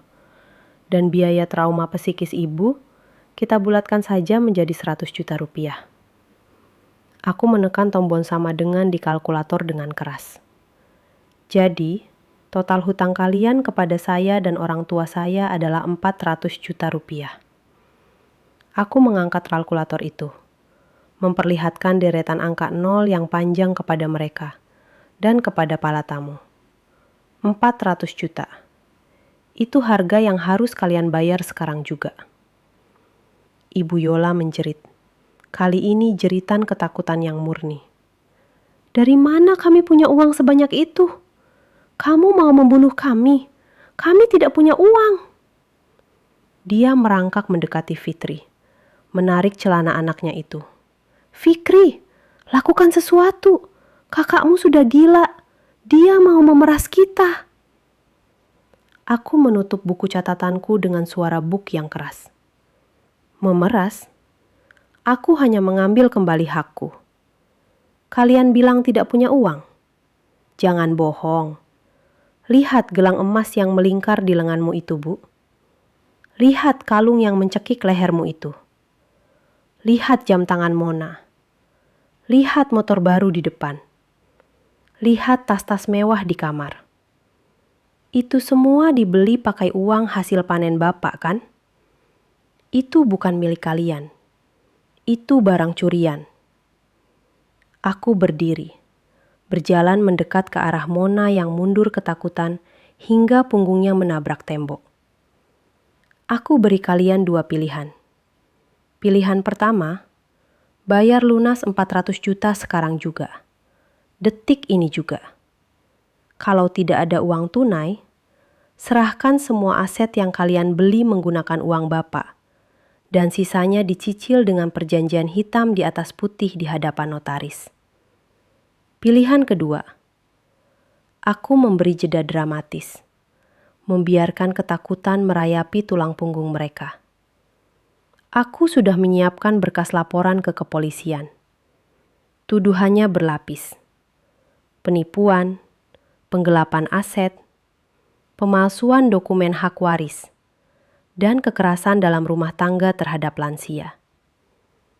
Dengan bukti rekaman dan saksi mata sebanyak ini, aku jamin kalian akan membusuk di penjara minimal 5 tahun. Penjara wanita itu tidak enak, Mona. Tidak ada skincare, tidak ada kasur empuk, dan kamu harus mencuci bajumu sendiri di sana. Mona menangis meraung-raung. Kakinya lemas hingga dia merosot duduk di lantai. Bayangan penjara menghancurkan mentalnya seketika. Dia menatap Fikri dengan tatapan memohon. Mas Fikri, tolong aku. Aku tidak mau di penjara. Bayarkan hutangnya. Mas, pinjam uang di bank. Gadaikan es kamu. Lakukan apa saja. Rengeknya. Fikri menatap wajah istrinya dengan tatapan kosong. Pinjam uang di bank? Gadaikan SK? Gajinya sebagai pegawai honorer bahkan sering habis tak bersisa setiap bulan, karena dipalak Mona untuk gaya hidup. Bagaimana mungkin dia bisa membayar 400 juta? Fikri tahu dia tidak punya daya apa-apa. Waktu kalian tidak banyak, kataku sambil melirik jam tangan mahalku. Aku beri waktu 1 jam. Silakan berdiskusi. Kalau dalam 1 jam tidak ada keputusan, atau kalau kalian mencoba kabur, polisi yang sudah kuhubungi akan datang menjemput. Dan percayalah, Pak Polisi tidak akan sesabar aku. Suasana pesta itu benar-benar berubah menjadi neraka bagi mereka. Para tamu undangan mulai beranjak pulang satu persatu. Bukan karena diusir, tapi karena merasa jijik dan tidak sudi lagi berada di dekat keluarga penipu itu. Namun sebelum pergi, beberapa tetangga menyempatkan diri menyalami bapak dan ibu. Meminta maaf karena selama ini tidak tahu dan membiarkan penindasan itu terjadi. Yang sabar ya Pak Husin, Bu Salma. Kami dukung Nak Kinara. Orang jahat harus diberi pelajaran. Ucap salah seorang tetangga dengan tulus. Dukungan moral itu membuat bapak dan ibu menangis haru. Mereka merasa martabat mereka perlahan kembali. Sementara itu, di sudut ruangan, Ibu Yola dan Mona terlibat pertengkaran bisik-bisik yang sengit. Mereka saling menyalahkan. Ini semua salahmu, Mona. Kamu yang boros. Kamu yang suruh ibu beli emas banyak-banyak biar kelihatan kaya. Desis Ibu Yola. Kok salahku? Ibu juga yang minta dibelikan ini itu. Ibu yang suruh aku kuasai rumah. Balas Mona tak mau kalah. Pemandangan ibu dan anak yang saling menggigit saat terdesak itu sungguh menyedihkan sekaligus memuaskan. Aku kembali duduk di samping bapak dan ibu, menggenggam tangan mereka erat. Tenang ya Pak, Bu. Kinara di sini. Tidak ada yang boleh menyakiti kalian lagi, bisikku. Bapak menatapku dengan mata berkaca-kaca. Duk, apa tidak terlalu kejam? 400 juta itu banyak sekali. Tidak Pak, jawabku tegas. Ini bukan soal uangnya. Ini soal tanggung jawab. Mereka sudah merampok masa tua bapak dan ibu. Mereka harus belajar bahwa perbuatan jahat itu ada harganya. Kalau Kinara biarkan, mereka tidak akan pernah kapok dan akan mencari korban lain. 1 jam itu terasa berjalan sangat lambat bagi mereka, tapi sangat cepat bagiku. Aku menikmati setiap detik melihat wajah panik mereka. Mona mencoba menelpon teman-temannya untuk meminjam uang, tapi nihil. Siapa yang mau meminjamkan uang ratusan juta dalam sekejap? Ibu Yola mencoba merayu Fikri untuk menjual ginjal pun, Fikri tidak bergeming. Mereka benar-benar tersudut di tembok tebal yang mereka bangun sendiri dari keserakahan. Dan aku, Kinara, berdiri sebagai penjaga gerbang yang memegang kunci nasib mereka. Tagihan ini bukan sekedar angka di atas kertas, tapi sebuah cermin besar yang kupaksa mereka tatap agar mereka melihat betapa buruk rupa jiwa mereka yang sebenarnya. Jarum jam di dinding terus bergerak. Setiap detaknya seolah palu godam yang menghantam Mona dan Ibu Yola. Batas waktu 1 jam yang kuberikan hampir habis. Wajah Mona sudah tidak berbentuk lagi karena lunturnya riasan bercampur air mata dan ingus. Dia tampak frustrasi, putus asa, dan ketakutan setengah mati. Ibu Yola yang biasanya garang, kini meringkuk di sofa seperti kucing basah yang kedinginan. Mulutnya komat kamit, entah sedang berdoa atau menyumpah serapah. Namun, di tengah kekacauan mental dua wanita itu, ada satu sosok yang justru terlihat mengalami pergolakan batin paling hebat. Fikri, adik laki-lakiku itu berdiri kaku di tengah ruangan. Matanya nanar menatap bergantian antara aku, bapak, ibu, dan istrinya. Selama bertahun-tahun, aku tahu Fikri adalah pria yang lemah.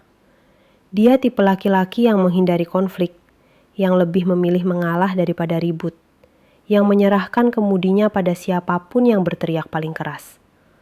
Dan selama ini, Mona lah yang berteriak paling keras di hidupnya. Mona yang mengatur dajinya, Mona yang menentukan baju apa yang dia pakai, Mona yang melarangnya mengunjungi orang tua. Fikri telah menjadi boneka tak bernyawa di tangan istrinya. Tapi hari ini, melihat bapak yang lebam, ibu yang tangannya rusak, dan kakak perempuannya yang datang membawa badai keadilan, sesuatu di dalam diri Fikri mulai retak. Cangkang kepengecutannya mulai pecah. Mas Fikri, kamu jangan diam saja dong. Teriakan Mona memecah lamunan Fikri. Mona bangkit dan mengguncang tubuh suaminya dengan kasar. Kamu itu laki-laki, kamu kepala keluarga, lawan kakakmu itu. Bilang sama dia kalau hutang itu tidak sah.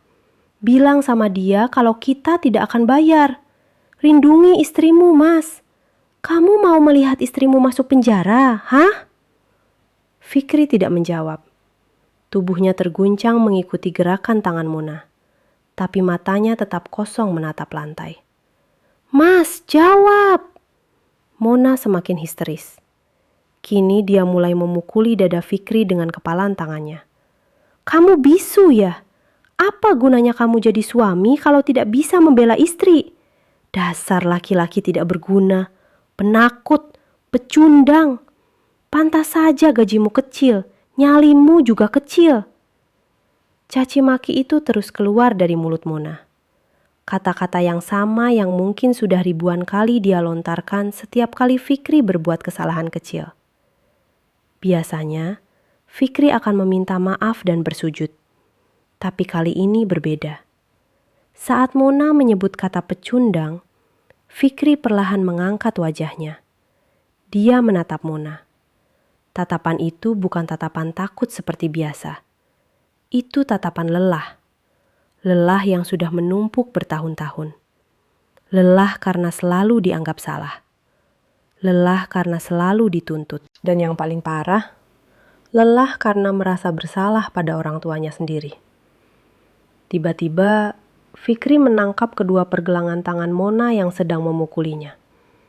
Cengkramannya kuat, membuat Mona terkejut dan berhenti berteriak. "Cukup," kata Fikri pelan. Suaranya serak, tapi terdengar jelas di ruangan yang sunyi itu. "Apa?" Mona melotot. Tidak percaya Fikri berani menyentuhnya dengan kasar. "Lepaskan, sakit tahu." "Aku bilang cukup," teriak Fikri. Suaranya menggelegar, membuat Ibu Yola teronjak kaget di sofa, dan membuat bapak serta ibu tersentak. Itu adalah pertama kalinya seumur hidup aku mendengar Fikri berteriak sekeras itu. Napas Fikri memburu. Dadanya naik turun menahan emosi yang akhirnya meledak seperti gunung berapi. Dia menghempaskan tangan Mona, hingga istrinya itu terhuyung ke belakang. "Kamu bilang aku laki-laki tidak berguna. Kamu bilang aku pecundang." "Ya, kamu benar, Mona. Aku memang pecundang. Tapi bukan karena gajiku kecil. Aku pecundang karena membiarkan wanita iblis sepertimu menginjak-injak surga di telapak kaki ibuku." Fikri menunjuk wajah Mona dengan jari telunjuk yang gemetar karena amarah. Air mata mulai mengalir di pipi adikku itu. "Selama 5 tahun kita menikah, aku diam. Kamu minta gajiku semua, aku kasih. Kamu minta aku tidak kirim uang ke bapak, aku turut. Kamu hina aku terima. Aku pikir itu cara menjadi suami yang baik, mengalah demi istri. Tapi ternyata aku salah. Diamku justru membuatmu menjadi monster. Diamku membuat orang tuaku menderita. Lihat tangan ibu." Fikri berbalik menunjuk Ibu Salma. "Lihat tangan wanita yang melahirkanku. Rusak karena mencuci baju pestamu. Di mana hatimu, Mona? Di mana?" Mona ternangak. Dia tidak pernah melihat sisi Fikri yang ini. "Mas, kamu berani bentak aku? Demi orang tua bau tanah ini?" "Jaga mulutmu," potong Fikri cepat. "Orang tua bau tanah itu yang membesarkan aku sampai aku bisa berdiri di sini. Dan kamu serta ibumu hanyalah parasit yang menghisap darah kami." Fikri berbalik menghadap aku. Dia menatapku dengan mata basah. "Mbak Kinara, maafkan aku," ucapnya lirih. Lalu dia berlutut di hadapan bapak dan ibu. Dia memeluk kaki bapak, menangis meraung-raung seperti anak kecil. "Pak, Bu, ampuni Fikri. Fikri anak durhaka. Fikri takut sama istri sampai lupa sama bapak ibu. Fikri dosa besar, Pak." Bapak Husin yang berhati lembut langsung membungkuk, memeluk kepala anak laki-lakinya itu sambil ikut menangis. "Sudah, Leh. Bapak sudah memaafkan. Bangun, Leh. Kamu tetap anak bapak." Momen itu begitu menyayat hati. Aku harus mendongak ke atas menahan air mata agar tidak tumpah. Inilah yang kutunggu. Bukan uang, bukan penjara, tapi kembalinya adikku ke pelukan keluarga. Fikri kemudian berdiri perlahan. Dia menghapus air matanya dengan lengan baju. Wajahnya kini terlihat berbeda. Ada ketegasan baru di sana. Dia berbalik menghadap Mona dan Ibu Yola yang masih syok. "Mona," panggil Fikri datar. "Mulai hari ini, detik ini juga, aku tidak sudi lagi menjadi suamimu. Aku, Fikri, menjatuhkan talak padamu. Kita cerai." Dua kata terakhir itu meledak lebih dahsyat daripada bom. "Kita cerai!" Mona menjerit teris, seolah-olah kulitnya dikuliti hidup-hidup. "Tidak! Ah, Mas Fikri gila! Kamu tidak bisa ceraikan aku. Siapa yang mau urus kamu? Siapa yang mau masak buat kamu? Kamu tidak bisa hidup tanpaku." "Aku bisa masak sendiri, Mona. Atau aku bisa makan nasi bungkus. Itu jauh lebih baik daripada makan hati setiap hari bersamamu," jawab Fikri dingin. "Dan kamu, Ibu Yola, silahkan angkat kaki dari rumah kakakku. Bawa anakmu pergi. Aku sudah tidak punya urusan lagi dengan kalian." Ibu Yola yang menyadari sumber uangnya, Fikri, sudah lepas tangan, langsung panik luar biasa. "Fikri, jangan begitu dong, Nak. Ini kan bisa dibicarakan baik-baik. Mona cuma emosi tadi." "Jangan cerai ya. Nanti siapa yang bayar cicilan mobil ibu?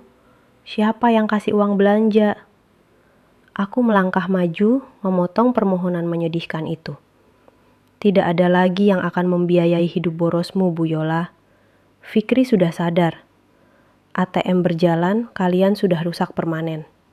Sekarang, kembali ke pilihan awal. Bayar 400 juta atau penjara." Karena Fikri sudah menceraikan Mona, dia tidak lagi berkewajiban menanggung hutang kejahatan istrinya. Itu murni tindakan kriminal pribadi Mona dan Ibu Yola.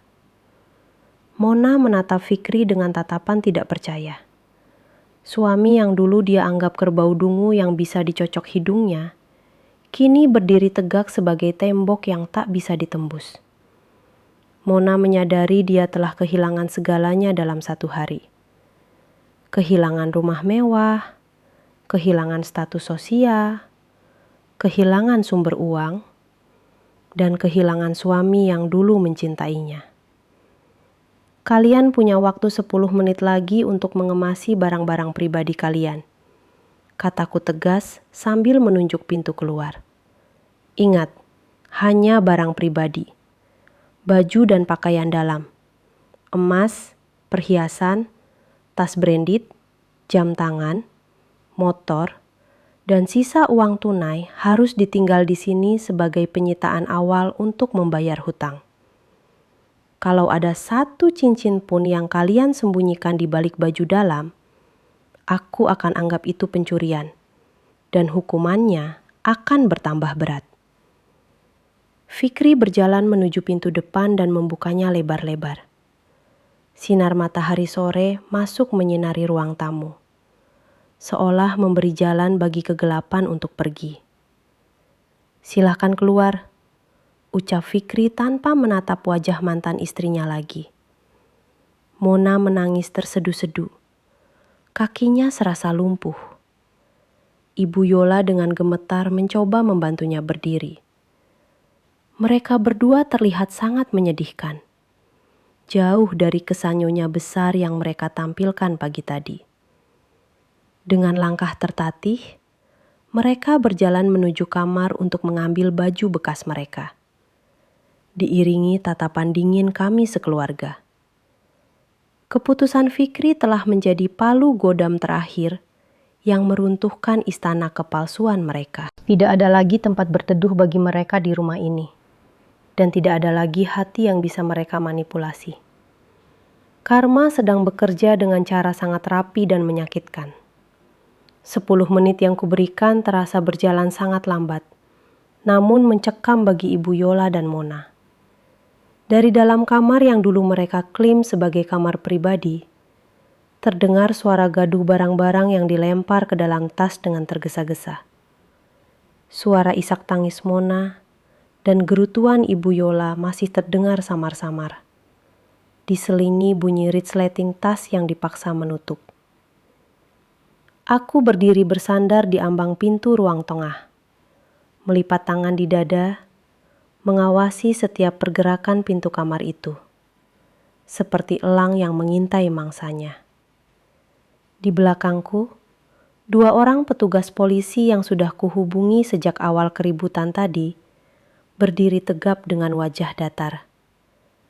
Kehadiran mereka bukan untuk menangkap paksa saat ini juga, melainkan untuk memastikan proses pengusiran dan penyitaan aset berjalan tanpa kekerasan fisik, sekaligus menjadi saksi hukum jika kedua wanita itu mencoba berbuat curang.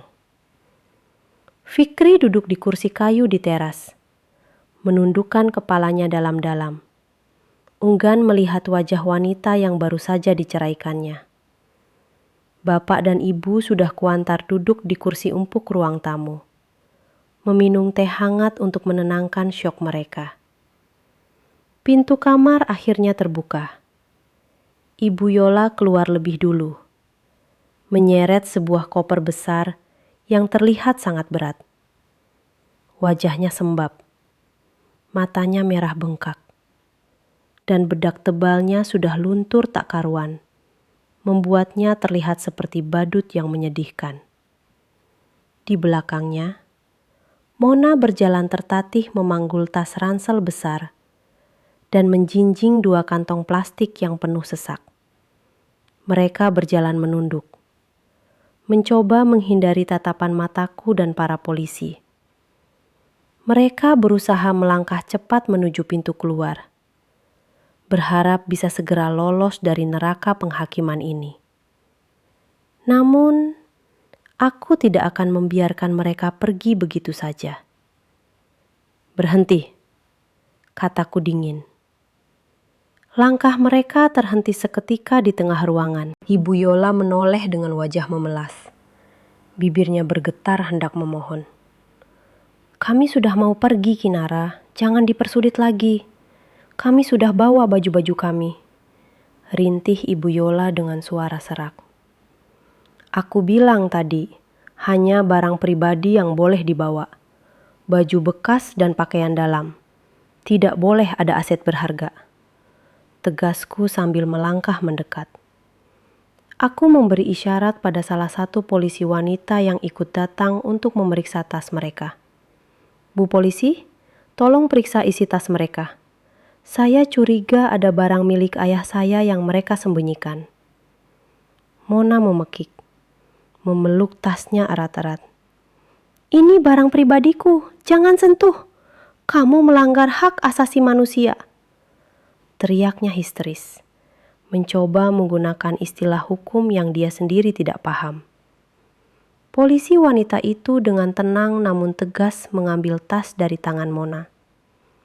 "Maaf Bu, ini prosedur. Pemilik rumah melaporkan dugaan pencurian aset. Kami harus memeriksa." Tas itu dibuka di atas meja. Isinya ditumpahkan. Benar saja dugaan dan firasatku. Di antara tumpukan baju-baju kusut, berjatuhanlah benda-benda berkilauan yang mereka coba selundupkan. Ada kotak perhiasan beludru merah berisi kalung emas tebal, beberapa cincin berlian, jam tangan bermerek, dan gepokan uang tunai yang diikat karet gelang. Uang hasil panen yang tadi pagi Mona terima dari pengepul. Para tetangga yang masih berkumpul di halaman dan mengintip dari jendela langsung bersorak mencemooh melihat bukti keserakahan itu. "Maling, dasar maling!" teriak salah satu tetangga. "Sudah diusir masih mau nyolong." Wajah Mona pucat pasi. Dia tidak bisa berkata-kata lagi. Aku mengambil kotak perhiasan itu, membukanya, dan menunjukkan isinya pada Bapak. "Ini uang Bapak. Ini keringat Bapak yang mereka ubah jadi emas untuk pamer." Bapak hanya menggelengkan kepala. Air matanya menetes lagi melihat betapa tega menantunya sendiri. Aku beralih menatap tubuh Mona dan Ibu Yola. "Lepaskan semua yang menempel di badan kalian," perintahku. "Apa?" Ibu Yola melotot. Tangannya refleks memegang kalung emas di lehernya. Ini hadiah ulang tahun dari Mona tahun lalu. Yang dibeli pakai uang siapa? Uang Fikri? Uang bapak? Potongku cepat. Fikri gajinya pas-pasan. Tidak mungkin bisa membelikan kalung seberat itu. Itu uang hasil panen sawahku. Lepas atau aku minta Bu Polisi yang melepaskannya secara paksa sebagai barang bukti penggelapan. Dengan tangan gemetar dan air mata bercucuran, Ibu Yola terpaksa melepaskan kalung kebanggaannya. Gelang-gelang keroncong yang berbunyi gemerincing setiap kali dia pamer saat arisan, satu persatu dilepas dan diletakkan di meja.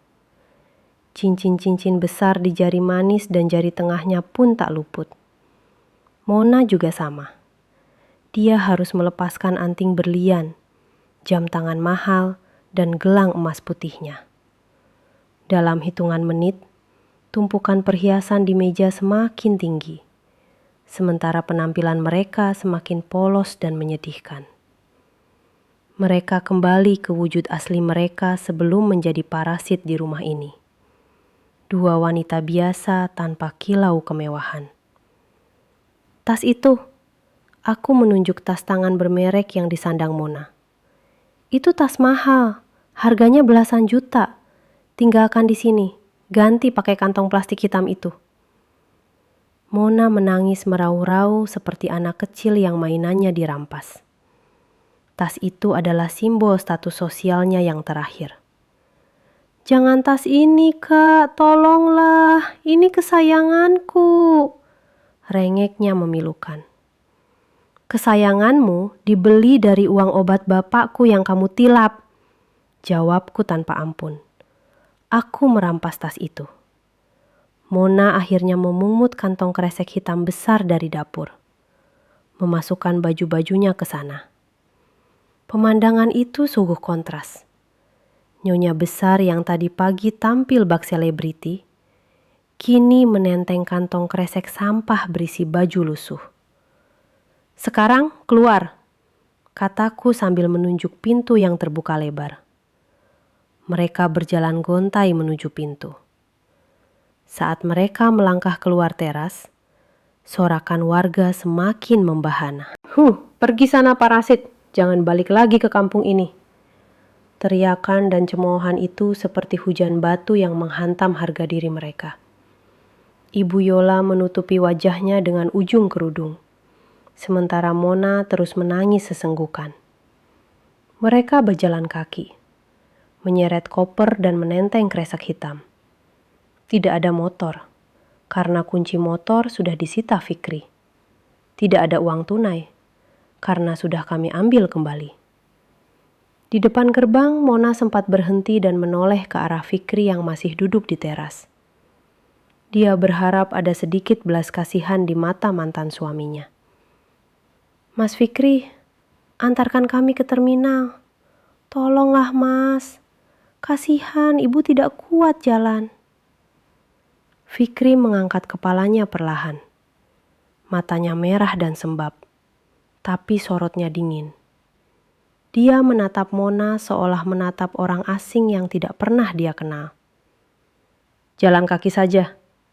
Itulah rasanya bapakku jalan kaki ke sawah saat kakinya sakit. Rasakan sakit itu. Anggap saja itu olahraga. Kalian kan hobi menyuruh orang tua kerja keras. Jawaban Fikri membuat Mona tertampar kenyataan pahit. Harapan terakhirnya pupus. Dia berbalik dan melanjutkan langkahnya. Langit sore yang mulai gelap seolah mendukung suasana dramatis itu. Awan mendung bergulung di atas desa. Dan tak lama kemudian, gerimis mulai turun. Rintik hujan membasahi debu mereka, membuat penampilan mereka semakin mengenaskan. Aku berdiri di samping bapak dan ibu, melihat punggung mereka yang semakin menjauh dan mengecil di ujung jalan desa. Mereka pergi tanpa membawa apa-apa selain baju di badan, dan rasa malu yang akan mereka bawa seumur hidup. Aku menghela napas panjang. Beban berat di dadaku rasanya hilang seketika. Polisi berpamitan setelah memastikan situasi aman. Para tetangga satu persatu membubarkan diri. Beberapa masih sempat memberikan semangat pada bapak dan ibu. Kami akan proses hukumnya besok pagi, Pak Polisi. Saya tidak akan mencabut laporan sampai mereka benar-benar mengembalikan sisa kerugian yang belum tertutup dari penyitaan ini, kataku pada petugas sebelum mereka pergi. Hari sudah berganti malam ketika rumah itu akhirnya benar-benar sepi dari gangguan. Hening, tapi kali ini keheningan yang damai. Bapak dan ibu masih duduk di sofa, seolah belum percaya mimpi buruk mereka sudah berakhir. Fikri masuk ke dalam rumah, langsung menuju bapak dan bersimpuh lagi di kakinya. Pak, Bu, Fikri janji akan tebus dosa Fikri. Fikri akan kerja keras. Fikri akan rawat bapak ibu. Bapak mengelus kepala Fikri dengan lembut. Malam itu, untuk pertama kalinya setelah 2 tahun, bapak dan ibu tidur di kasur empuk kamar utama yang sejuk. Sementara aku dan Fikri mulai membersihkan sisa-sisa kotoran yang ditinggalkan para parasit itu dari rumah kami. Rumah ini telah kembali menjadi rumah. 1 tahun telah berlalu sejak peristiwa pengusiran yang menggemparkan kampung itu. Waktu, seperti sungai yang mengalir tenang, perlahan membasuh luka-luka lama dan menumbuhkan tunas-tunas harapan baru. Rumah joglo yang dulu terasa panas dan penuh aura negatif, kini telah berubah total menjadi surga kecil yang damai. Aku merenovasi ulang beberapa bagian rumah, mengganti cat tembok dengan nuansa yang lebih cerah, dan membuang semua barang bekas peninggalan Mona dan Ibu Yola. Bahkan kasur bekas mereka pun kubakar habis, simbol membuang sial dan penyakit hati. Kini, halaman depan rumah dipenuhi tanaman obat keluarga dan bunga-bunga melati kesukaan Ibu Salma, yang menebarkan wangi semerbak setiap pagi. Kondisi Bapak Husin dan Ibu Salma berangsur membaik dengan pesat. Tanpa tekanan batin dan kerja paksa, serta dengan asupan gizi yang kujamin setiap bulan, tubuh Bapak kembali berisi. Pipinya tidak lagi kempot, dan senyumnya merekah setiap hari. Sakit pinggangnya sudah sembuh berkat terapi rutin yang kubiayai. Setiap pagi, Bapak bukan lagi pergi mencangkul paksa, melainkan berjalan santai mengelilingi sawahannya untuk mengontrol, menyapa para pekerja tani, lalu duduk di gubuk sambil menikmati kopi hangat. Sawah itu kini dikelola dengan sistem bagi hasil yang adil, diawasi langsung oleh Fikri. Berbicara soal Fikri, adikku itu benar-benar menepati janjinya. Perceraian dan rasa bersalah telah mengubahnya menjadi laki-laki sejati. Dia berhenti menjadi pegawai honorer yang hanya makan gaji buta dan banting setir, menjadi petani modern. Dia belajar teknik pertanian, bekerja keras di lumpur mulai dari subuh, dan memastikan hasil panen dikelola dengan jujur. Kulitnya kini lebih gelap terbakar matahari. Tangannya kasar penuh kapalan. Tapi sorot matanya hidup dan penuh harga diri. Dia tidak lagi menjadi boneka. Dia merawat bapak dan ibu dengan telaten, memijat kaki bapak setiap malam, dan tidak pernah membiarkan ibu menyentuh pekerjaan berat. "Ini penebusan dosaku, Mbak," katanya suatu kali saat aku pulang berkunjung. Aku bangga padanya. Dia telah menemukan kembali tulang punggungnya yang sempat hilang. Sore ini, aku pulang lagi ke kampung. Aku duduk di teras sambil memangku laptop, menyelesaikan beberapa pekerjaan kantor ditemani pisang goreng hangat buatan ibu. Angin sore berhembus sepoi-sepoi. Bapak sedang tertawa lepas mendengarkan cerita lucu dari tetangga yang bertamu. Suasana begitu harmonis. Namun, hukum alam tetap berjalan. Di saat kami menikmati buah kesabaran, Di tempat lain, Karma sedang memanen hasil perbuatannya. Aku mendapat kabar dari salah satu kerabat yang tinggal di kota sebelah. Tempat di mana Mona dan Ibu Yola mengontrak petak sempit setelah diusir. Kabar itu sungguh miris. Namun tidak bisa kupungkiri. Ada rasa keadilan yang terpenuhi saat mendengarnya. Setelah diusir tanpa membawa harta, mereka hidup luntang-lantung. Uang hasil penjualan baju-baju bekas mereka habis dalam sebulan. Mona yang tidak punya keahlian apa-apa selain berdandan dan memaki orang, kesulitan mencari kerja. Ijazahnya tidak laku karena sikapnya yang buruk. Akhirnya, Mona terpaksa bekerja sebagai buruh cuci piring di sebuah warung makan tenda yang ramai dan kotor. Bayangkan ironinya. Tangan Mona yang dulu dia banggakan sehalus sutra dan selalu dipoles manikur maha, kini kasar, pecah-pecah, dan melepuh karena setiap hari terendam air sabun deterjen keras dan minyak kotor. Dia harus mencuci ratusan piring kotor setiap malam. Persis seperti dia memaksa ibuku mencuci baju-bajunya dulu. Kabarnya, pemilik warung itu sangat galak. Sedikit saja ada noda di piring, Mona akan dimaki-maki di depan pelanggan. Disebut bodoh dan lambat. Mona hanya bisa menunduk menangis, menelan ludah pahit yang dulu sering dia ludahkan ke wajah orang lain. Dia tidak bisa melawan, karena jika dipecat, dia tidak bisa makan. Nasib Ibu Yola lebih mengenaskan. Stres berat karena kehilangan status sosial dan hidup miskin memicu tekanan darah tingginya. Beberapa bulan lalu, dia terkena serangan stroke yang membuatnya lumpuh separuh badan. Dia hanya bisa berbaring di kasur tipis di kontrakan mereka yang sempit dan pengap. Ironisnya, Mona, anak kesayangannya yang dulu dia bela mati-matian, justru tidak mau mengurusnya dengan ikhlas. Mona sering membiarkan ibunya kelaparan sampai malam karena lelah bekerja.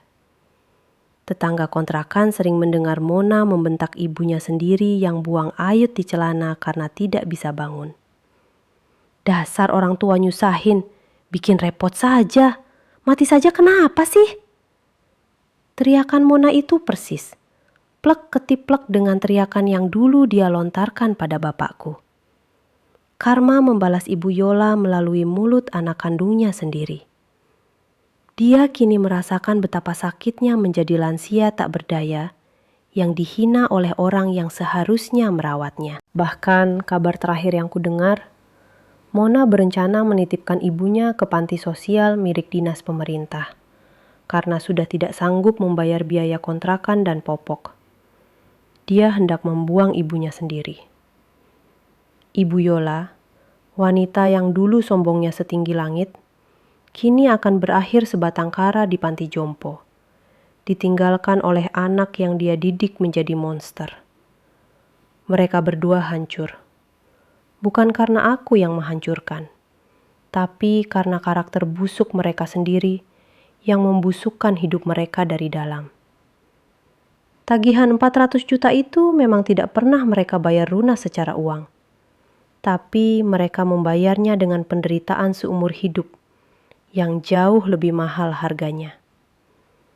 Aku menutup laptopku, menghela napas lega. Mataku beralih menatap Ibu Salma yang sedang menyiram bunga. Wajahnya damai.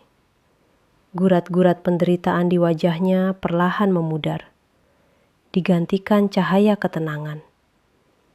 Aku sadar, pembalasan dendam terbaik bukanlah dengan menyimpan bara api kemarahan terus-menerus, melainkan dengan memastikan orang-orang yang kita cinta hidup bahagia, sambil membiarkan Tuhan dan semesta membereskan sisanya. "Duk, ayo masuk. Sudah maghrib," panggil ibu lembut. "Iya, Bu," jawabku sambil tersenyum. Aku bangkit berdiri, merapikan bajuku. Sebelum masuk, aku menoleh sekali lagi ke arah jalan desa yang gelap. Di sana, Di kejauhan yang tak terlihat mata, aku tahu ada dua wanita yang sedang menangis, menyesali nasib di bawah lampu jalan yang remang-remang, atau di sudut kamar pengap. Biarlah, itu jalan yang mereka pilih. Aku melangkah masuk ke dalam rumah yang hangat, menutup pintu rapat-rapat, meninggalkan segala cerita kelam di luar sana. Di sini, di dalam rumah ini, hanya ada tawa, doa, dan kasih sayang yang abadi. Keadilan telah ditegakkan, dan kisah ini berakhir dengan sempurna.